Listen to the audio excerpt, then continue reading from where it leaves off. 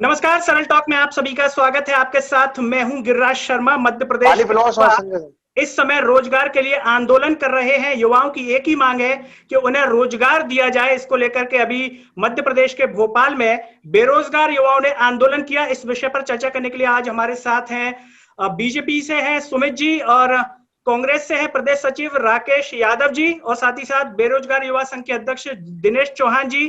तीनों ही मेहमानों का बहुत बहुत स्वागत है सरल टॉक में। नमस्कार सर जी। सबसे पहले सुमित जी, मैं आपकी तरफ आना चाहूंगा। बेरोजगार युवा मांग कर रहे हैं रोजगार की। आपसे जानना चाहेंगे क्या नीति है बीजेपी की इसको लेकर के।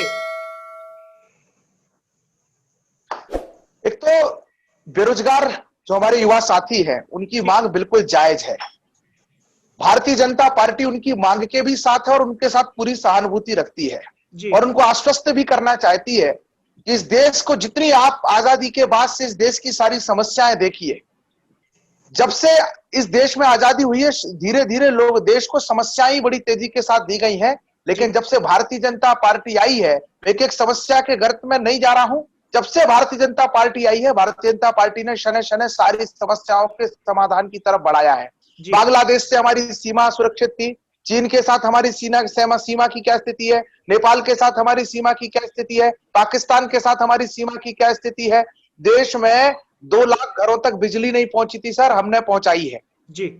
हेलो। देश में 70 और तमाम तरह की समस्याओं पर मैं जा नहीं रहा हूं। हमारे धार्मिक स्थल, हमारे तीर्थ स्थल किस अवस्था में थे उस पर भी नहीं जा रहा हूं, लेकिन हमने अंदर हो या बाहर हो, एक एक करके सारी समस्याओं के समाधान की तरफ गए हैं। देश में कौन सी शक्तियां पल रही थी, हमने उनको दूर किया है। हम देश के युवा साथियों को भी आश्वस्त करना चाहते हैं कि बेरोजगारी भी कांग्रेस की एक बड़ी देन है इस देश के लिए। हमने 1955 में पंडित दीनदयाल उपाध्याय जी का एक पत्र कोट करना चाहूंगा जी।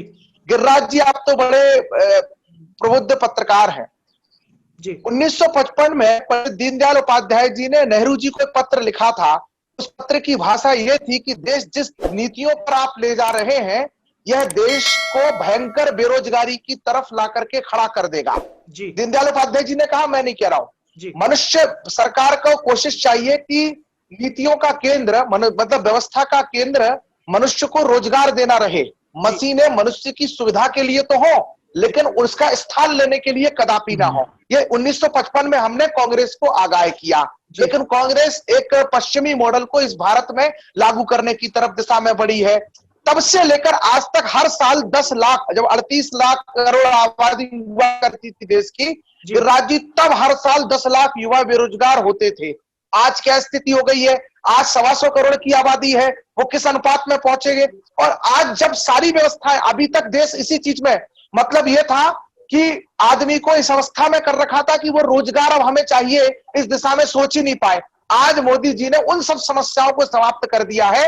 अब देश एक व्यवस्थित नीति की तरफ बढ़ रहा है। इसलिए युवाओं के मन में अब सहज प्रश्न है कि बेरोजगारी की समस्या भी हटना चाहिए। सरकार आश्वस्त करती है, कुछ रोजगार आज देश की सरकार ने माननीय मोदी जी के निर्देश पर और सभी राज्यों की सरकारों ने, सभी पीएससी जो राज्यों के हैं, सबको केंद्र सरकार ने निर्देश दिए हैं कि सभी विभागों की भर्तियां निकाली जाए।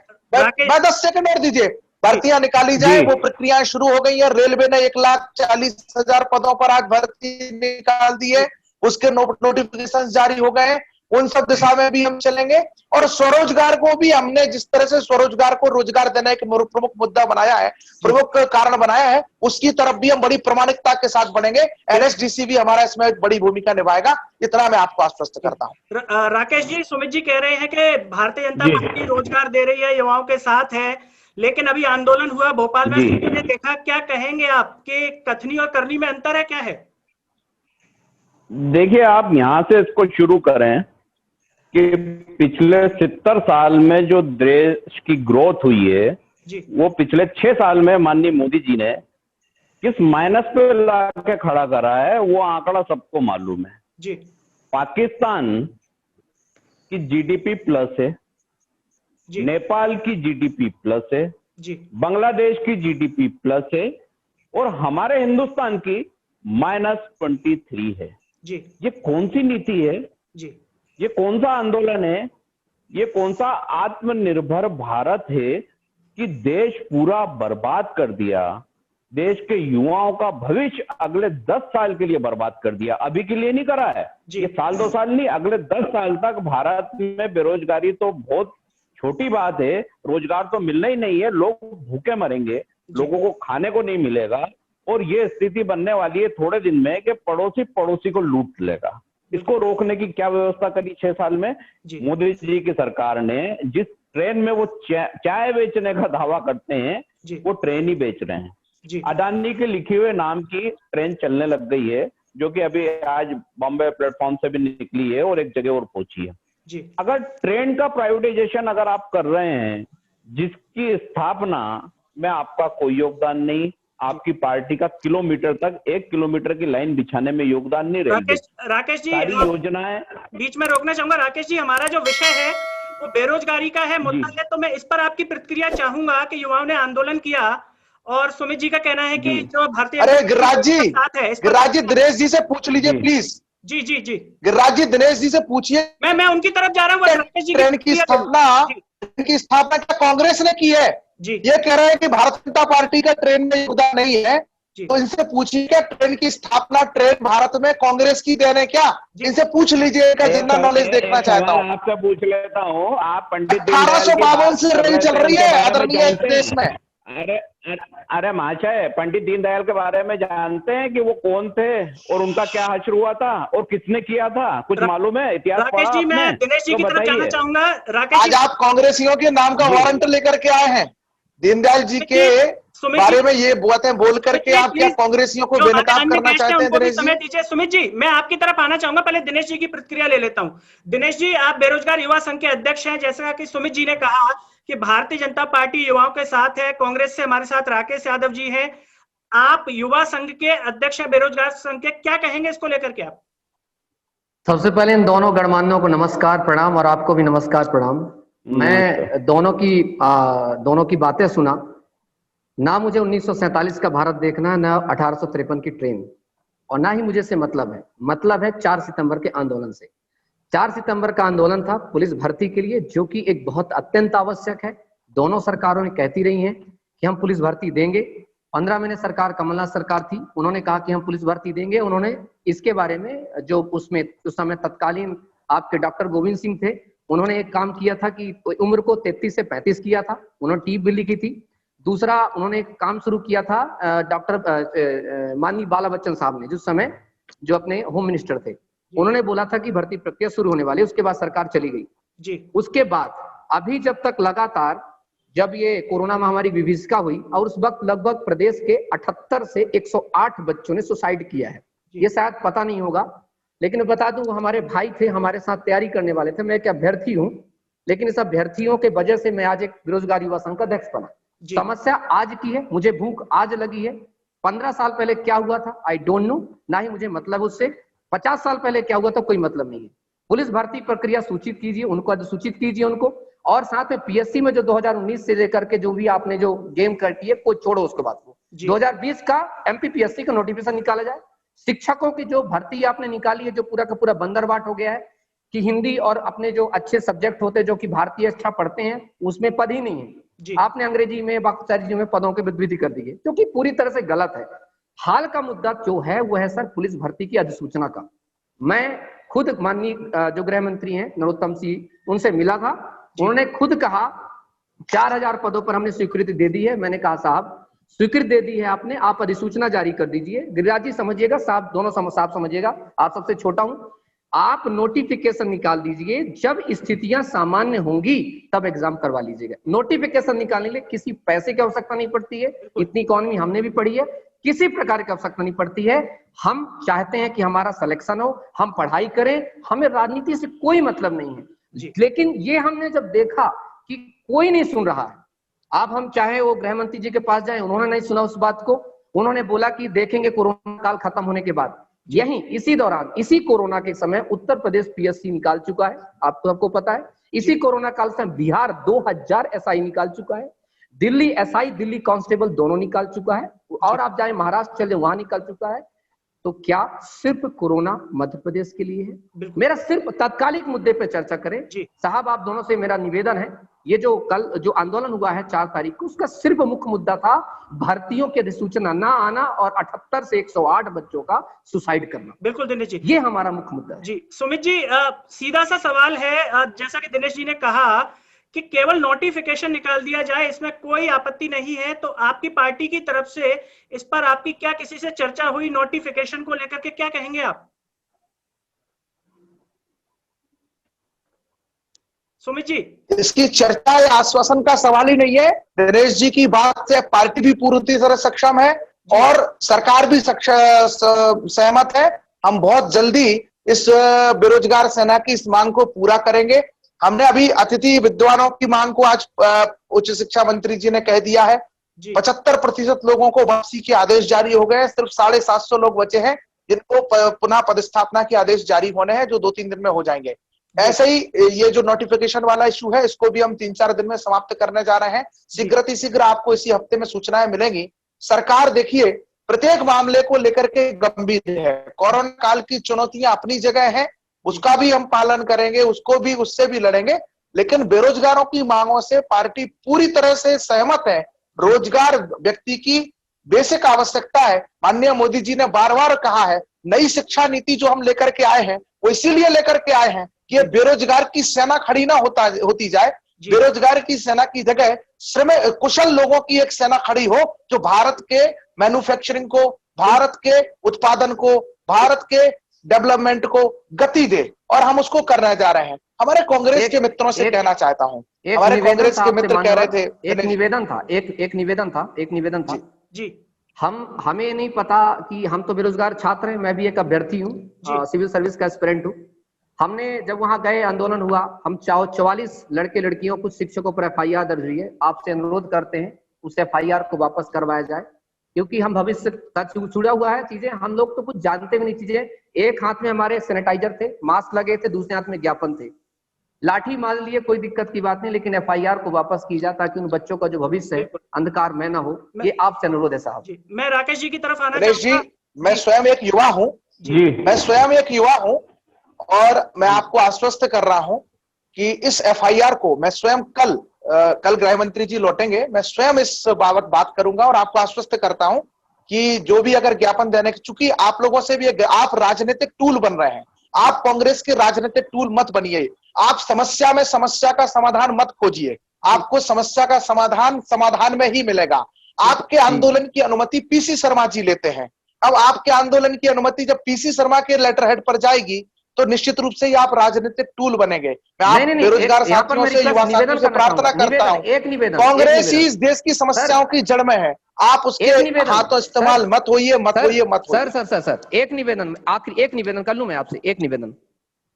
मैं चूंकि इस बात से गुस्सा हुआ था कि जब मैं माननीय गृह मंत्री जी के पास गया तो उन्होंने कहा मुंगेरी लाल के हसीन सपने, बाकी चीजें, और बहुत अजीब का एक रिस्पॉन्स था। वो हाथ में फोन लेके बात कर रहे हैं, और मैं, जबकि मैं इतना सम्मान करता हूं, जब पहली बार मिला था तो खुद चरण छुए थे उनके मैंने, जब उन्होंने मुझे कहा था बेटा, तो मतलब सर आप हमारे पिता तुल्य हैं और साथ में राज्य के गृह मंत्री। लेकिन जब दूसरी बार उनसे मिला तो उनका जो बिहेव था, आप समझ रहे हैं ना, मैं एक बच्चा हूं सर, मुझसे राजनीति नहीं आती है, तो जब आदमी पक्ष में नहीं जाता तो फिर विपक्ष के पास पहुंचा। मैं SDM साहब को रात में कॉल किया और एक उनसे निकाला, और SDM के साथ मैं खुद गया था अपना लेटर लेकर के कि सर हम एक प्रदर्शन करने वाले हैं। ये मैं गया था 26 अगस्त को।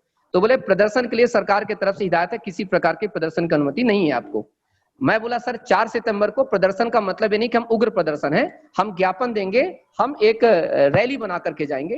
वो बोले बिल्कुल भी नहीं मिलेगा, किसी हाल में नहीं मिलेगा। और चूंकि वहां पर हमें अच्छा रिस्पॉन्स नहीं मिला, सर आपसे झूठ नहीं बोलेंगे, कलेक्ट्रेट में हमें अच्छा रिस्पॉन्स नहीं मिला, बल्कि उन्होंने इग्नोर किया। DM साहब ने मिलने से भी कहा नहीं, उनको बोल दो कि ठीक अभी नहीं मिलेगी, जब बाकी बाद में आ जाएंगे। तो हम तब गए, क्योंकि हम सर क्या है, देखिए जब बेरोजगार होता है ना, आप समझिएगा, युवा है समझिएगा, हमें डर है सर, हमें डर है, हमारी उम्र निकलती जा रही है और हमारे पास और चांसेस भी कम होते जा रहे हैं। जितना रिसोर्स था बच्चों के पास, हमने इंदौर भोपाल में सब खत्म कर दिए हैं, बहुत पीड़ित हैं साहब। हमें तो यह है कि जहां भी रोजगार कोई कह दे तुरंत जाकर के हम चरण पकड़ने लगते, भैया दे दो, किसी प्रकार दे दो। और बहुत दुख इस बात का हुआ जब मैंने कहा साहब, जब से मैं पहले मिला था और अब तक में 40 लोग सुसाइड कर चुके हैं, तो साहब का बयान था कि क्या लोग पहले नहीं मरते थे। मैं दिल से बताता हूँ, आप मेरे बड़े भाई हैं, मुझे बहुत बुरा लगा था। मैं आपसे क्षमा मांगता हूं इस बारे के लिए। अगर आपको लगे कि मैं गृहमंत्री जी को ऐसा करूं, मैं बिल्कुल नहीं, बल्कि गृहमंत्री जी को मैं हमेशा सम्मान करता हूं। जी सुन लीजिए, मैं आपकी पीड़ा समझता हूं। गृहमंत्री जी का बयान, गृहमंत्री जी का, राकेश जी, या इनका प्रवक्ता का प्रवचन चलेंगे जी राकेश जी। हाँ, इनको जरा 2 मिनट चुप कर दीजिए। जी जी जी राकेश जी, मैं आपकी तरफ आना चाहूंगा। बताइए, बेरोजगारी बोल रहे हैं, बेरोजगारों की आवाज को चुप कराना चाहती है। यही वो कांग्रेस है जो सामंत जो इस देश के अंदर इमरजेंसी लगाई थी। चुप करा दीजिए भाई, मैं तो बोल ही नहीं रहा हूँ। वो बेरोजगार भाई बोल रहा है हमारा, तो उसको भी बोलने नहीं दे रहे हो आप। चुप करा दीजिए। राकेश जी बोलना सीखिए, उसके बाद बहस कीजिए। तो कथा वाचने से आपको चिढ़ है क्या दिनेश जी? Sumit ji please 1 minute. राकेश जी, युवाओं का कहना है कि आपकी जो सरकार है 15 महीने रही करीब, और रोजगार भत्ता देने की बात कही गई, रोजगार भत्ता नहीं मिला, इतने में सरकार गिर गई। तो युवाओं की ये भी एक शिकायत है कि अब आप विपक्ष में आ गए तो युवाओं के साथ हैं, लेकिन जब आप सत्ता में थे तो फिर युवाओं की जो आवाज है वो नहीं सुनी। क्या कहेंगे आप? देखिए, मैं अभी जो मेरे भाई हैं बेरोजगार संघ के अध्यक्ष, उनकी मैं सारी बातों से सहमत हूं। पहले मैं उनकी बातों का सीधा सीधा जवाब देना चाहता हूं, क्योंकि मैं खुद भी एक इंजीनियरिंग कॉलेज का स्टूडेंट रहा हूं। फर्स्ट पीईटी मैंने क्लियर करी थी जी। तो मैं उस स्थिति को समझता हूं कि जब एक बच्चा पढ़ता है, वो पढ़ने के बाद कॉम्पिटिटिव एग्जाम फेस करता है, और अगर वो क्लियर नहीं होता तो 1 साल का उसका 1 महीने का खर्च कितना होता है। बात आती है, मैं आज ही की बात करता हूँ, पुरानी बात नहीं कर रहे हैं जी। जो कमलनाथ सरकार ने बोला था वो करने की कोशिश करी। या तो 15 महीने में क्यों भर्तियां नहीं निकाली? जो परीक्षाएं हमने प्लान की थी उनको परीक्षा नहीं कराया, रिजल्ट घोषित नहीं कर पाए, रिजल्ट घोषित किया तो काउंसलिंग नहीं कराया। क्यों नहीं कराई? ये ज्ञान कमलनाथ जी को क्यों नहीं दिया? जी को अपनी बात करने नहीं दीजिए, मैं आपकी तरफ आऊंगा। आपका व्यापम घोटाला आ जाएगा ना तो मुंह नहीं दिखा पाओगे, मुंह काला हो जाएगा। गिरिराज सर, मैं एक निवेदन करूंगा दोनों मानवर से। मानवर 15 महीने क्या किया व्यापम घोटाले में आपने? सुनिए ना, व्यापम घोटाला कांग्रेस का झूठ था जो बेनकाब हो गया। चोरों का क्या करेंगे? प्लीज 1 मिनट में आपकी तरफ आप इनके मुद्दे की बात कर लें। जी जी राकेश जी, बोलिए राकेश जी। ज्यादा चोर मत करो, कांग्रेस निकाल देगी आपको, कांग्रेस पार्टी से निकाल देगी चोर करोगे तो। आपकी खुद की क्या हैसियत है भाजपा में, वो देख लीजिए आप हैं क्या, है ना? उसके बाद बात कीजिए, मेरे बारे में पता कीजिए, फिर बात प्लीज लड़े ना। मैं इन बेरोजगार संघ की बात कर रहा हूँ। जी राकेश बोलिए। मैं बेरोजगार संघ की बात कर रहा हूँ। इनकी तीनों जो भाजपा के हैं, दिनेश जी, भाजपा के कार्यकर्ता। सुमित जी प्लीज, मैं आपकी तरफ आ रहा हूँ, बस राकेश जी को अपनी बात पूरी कर लेने दीजिए।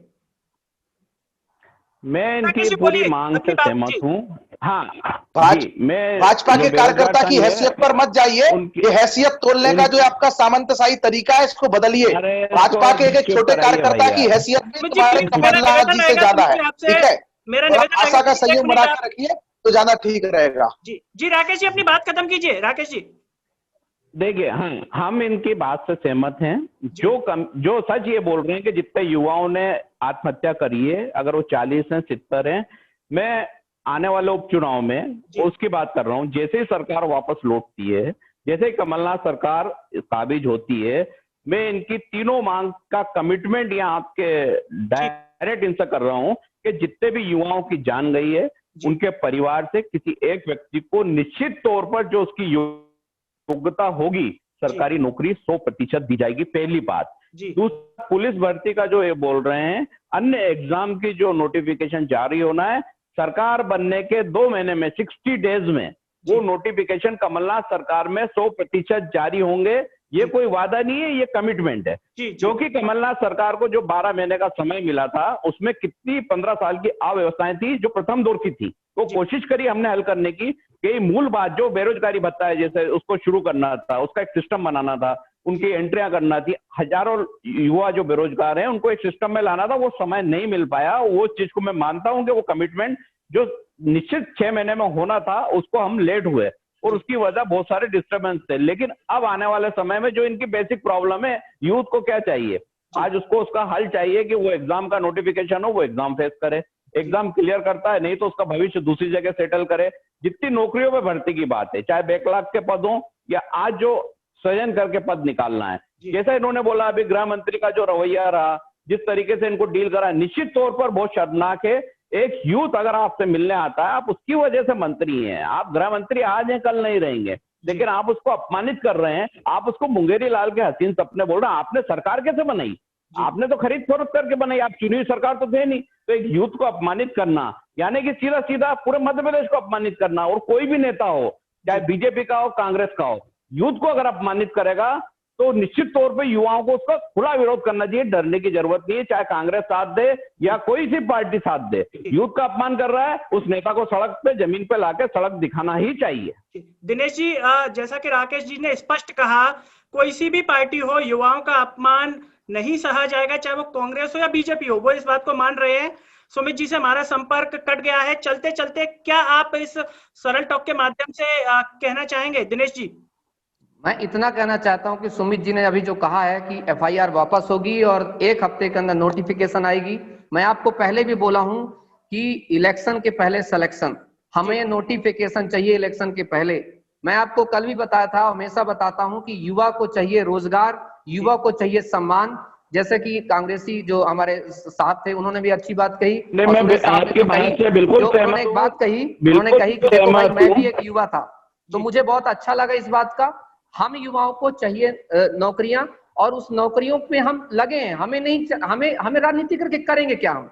हमारे लिए चाहे वो तत्कालीन गृह मंत्री वो भी सम्मानीय थे, पूर्व मुख्यमंत्री वो भी सम्मानीय थे, आज की गृह मंत्री वो भी सम्मानीय है, जो मुख्यमंत्री वो भी सम्मानीय है, क्योंकि हम युवा हैं, हमने संविधान पढ़ा है। हम इतना जानते हैं कि जो उस पद पे बैठा है वो पद आपके लिए बहुत बड़ा है, अर्थात हमारे लिए बहुत बड़ा है, हमारे लिए पूजनीय है। वो एक पब्लिक सर्वेंट है, और हम अगर जब भी जाए उनके पास तो इतनी उम्मीद करते हैं कि वो हमेशा एक सकारात्मक तरीके से कम ये कहें कि बेटा टेंशन नहीं लेना है, हम बैठे हैं और हम तुम्हारा निराकरण अभी करते हैं, तुम मत चल के आओ क्योंकि तुम पहले ही बेरोजगार हो, यहाँ तक आने में तुम्हारा जो संसाधन व्यर्थ हो रहा है वो नहीं होगा। सुरेश साहब ने बहुत अच्छी बात कही कि आपकी एफआईआर वापस होगी और एक हफ्ते के अंदर नोटिफिकेशन भी आएगा। मैं बहुत खुश हूं इस बात से। दूसरे साहब जो हमारे विपक्ष के थे, उन्होंने कहा अगर हम आते हैं आपकी मांग मानी जाएगी, तो मैं आपको बता दूं, हम इतना मैं खुश हूं, मेरे पास कम से कम 20 लाख युवा जुड़ा हुआ है जी। आप लोगों ने, सुरेश साहब एक बात विनती करूं आपसे जी, ये विनती है, पीसी शर्मा साहब ने जरूर ये लिखा था कि इनको अनुमति दी जाए, लेकिन साहब वो हमारे जो पॉकेट मनी से बचा हुआ वो आंदोलन था साहब। कल मेरी तबीयत खराब हो गई थी, 2-4 लाठी पड़ी थी, तो मैं उस पे कॉन्फ्रेंस में नहीं जा पाया था। सच्चाई ये है, हमने कभी किसी से 1 रुपया नहीं लिया साहब। बहुत आप हमारी नजरों में देख सकते हैं, हमारे अकाउंट नहीं, बहुत साफ है, आप बिल्कुल आप दिल से साफ हैं। और पहली मांग हमारी भी ये है कि आपके से मुकदमे तुरंत वापस होना चाहिए, कल के कल गृह मंत्री को मुकदमे वापस लेना चाहिए, और इसके लिए हम भी दबाव बनाएंगे कि पहले मुकदमे वापस, उसके बाद नोटिफिकेशन आप जारी करो, क्योंकि मुकदमे तुरंत होना चाहिए, नियत में खोट नहीं होना चाहिए, कोई भी सरकार रहे। युवाओं पर मुकदमे किसी भी सूरत में नहीं होना चाहिए। सुरेश साहब ने कहा है, उन्होंने कहा है कराने की पूरी कोशिश हमारी रहेगी, समझते हैं उस चीज को, हम यही कहेंगे आपसे, ये इतना आग्रह। सुरेश सर समझ रहे हैं आप? सुरेश सर सुनाई दे रहे हैं आप? जी सुमित सर जी, लगता है सुमित जी सुन रहे हैं? जी जी जी, दिनेश जी बोलिए। हाँ, तो सुमित सर, मैं आपसे यही उम्मीद करूंगा कि आपने जो हम युवाओं के साथ कहा है उस पर आप मतलब अमल करेंगे, क्योंकि हम बहुत परेशान और बहुत पीड़ित हो चुके हैं। और इलेक्शन के पहले भी कुछ दिन में आचार संहिता लग जाएगी, उसके पहले कुछ ऐसा चमत्कार कर दीजिए साहब कि हमारे अंदर जो एक जो अवसाद है, मानसिक अवसाद में हम जाते जा रहे हैं, तुरंत एक चमत्कार हो जाए साहब। ये आपसे अनुरोध है, आपसे समस्त बेरोजगार युवाओं की तरफ से। सुमित जी, मैं आपकी तरफ आना चाहूंगा। सुमित जी,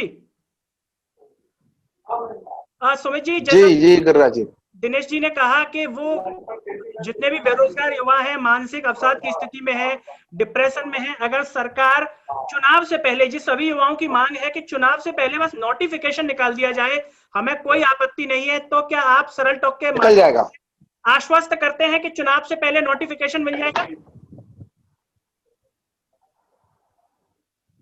हमारी पार्टी के नेतृत्व ने भी कह दिया है, और आप यकीन मानिए कि इस मामले में बहुत शीघ्र सारे निर्णय जो बहुत सुखद होंगे आप लोगों के सामने होंगे।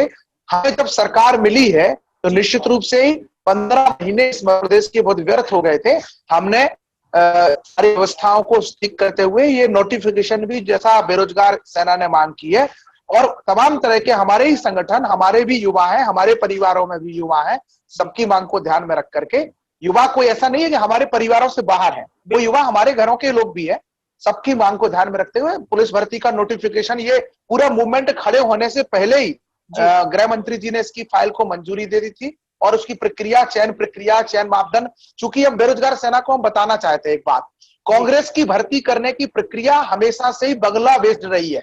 बगलों पे पैसे लाओ और नियुक्तियों के ऑर्डर ले जाओ। सिगरेट की डिब्बियों पर तमाम आदेशों को निरस्त वो करते हुए, नियमों को दरकिनार करते हुए नियुक्तियां देने के आदेश देने वाली परंपरा का नाम कांग्रेस है।